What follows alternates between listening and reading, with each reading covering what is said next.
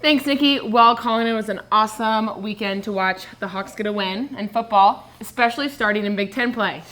I couldn't agree more, Ashton. While it wasn't necessarily pretty as Iowa went on to defeat Rutgers 14-7, a win is a win. On the defensive side of the ball, Parker Hesse came ready to play as he had a career-high 2 sacks. Brendan Snyder led the team in tackles with 13. Snyder also set up Iowa's second touchdown when he forced a fumble in the fourth quarter. Here's what he had to say about that play. He just ran an underneath route and I cut it on the backside. Didn't know whether or not to play the ball in the air and I couldn't get there in time. Ended up making kind of a hit and then stood him up a little bit and just started to fight the ball. We needed a takeaway, we needed a turnover, a spark. And that kind of provided a little bit, and then the next play Akron goes and scores, and so that was just what we needed at that point in the game.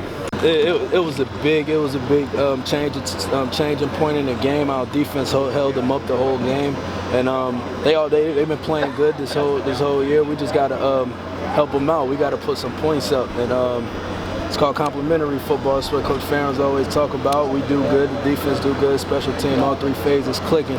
And we left out so many things on the field. We just got to get better. We on to the next week. As Snyder said, that would set up Akron Wally for a touchdown to give Iowa the go-ahead win. But Iowa's first touchdown was a 99-yard drive, just the second in school history. There was still a little frustration on the offense, though, as the team just didn't seem to be clicking, but they had stuck it out and got through it. It's hard to be on offense when things aren't clicking, but I was just happy to see that our team fought the entire game. We strung a couple good drives together. We just didn't finish there at the end. We couldn't punch it in. That one was the first half on 4th down we didn't get, but we're gonna take those chances, and we knew we were moving the ball, which we just got to do more consistently. Well, Colin, the Hawks got the W, but it's not the Hawkeye team that we're used to seeing. Definitely, Ashton. After watching the game, the offense and the defense both just looked they were not in sync, so definitely not the team we're used to seeing. I agree. But a team that wasn't in Big Ten play this weekend was men's tennis. They were in San Francisco at the Battle of the Bay Classic. Kareem Alif, redshirt freshman, won both of his single matches on Saturday in the consolation bracket. He then competed on Sunday and ended up getting second in the consolation bracket. On the women's side, they were at the Gopher Invite in Minnesota, where they finished their third day 5-2 in the single matches and 4-2 in the doubles. Looking deeper into single matches, freshman Elise Van Hoylen and sophomore Adorable Huckabee advanced in the championship matches Sunday afternoon and placed first in their flight. Iowa volleyball kicked off Big Ten play in Michigan this weekend. It all started off Friday when the Hawks played Michigan State. They fell in 3 straight sets, though. They went on to play Michigan Saturday night, but fell to the Wolverines 3-1. Iowa soccer is well underway in Big Ten play. Friday night they played at number 16 Penn State. The team lost 2-0. with 2 saves by freshman Claire Graves. They then played Sunday at Ohio State, who's ranked number 17 in the nation. They fell to the Buckeyes 3-0. Again, freshman goalie Claire Graves with 4 saves this time.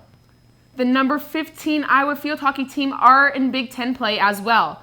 They took on number 16 Maryland on Friday and lost 4-2. Natalie Cafone was responsible for both of their goals. They then played Sunday against unranked Rutgers. Reporter Aaron Erickson has the recap. The Hawkeyes closed out their second straight weekend at home, still looking to grab their first win in Big Ten play. But unfortunately, that win has still yet to come. The Hawks were able to avoid the rain, but unable to avoid their third straight loss to a Big Ten opponent. After the game, Coach Salucci was disappointed with the overall effort the team displayed on Sunday's matchup. Complete lackluster effort on our team's part. I don't know who that team was that just came out to play. We haven't played like that all season, and unless if they have to show up and play and bring Iowa field hockey our brand, and they didn't today.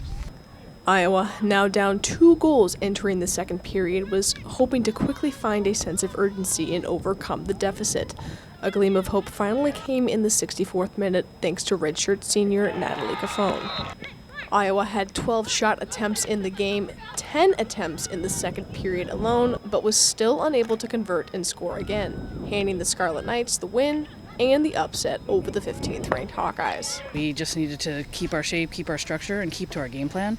And if we would do that, we'd get back on the board. But then again, we still had a very lackluster effort in the beginning of the second half and didn't really try to play until about 15 minutes left in the game. And when you play a good team like Rutgers, it's too late.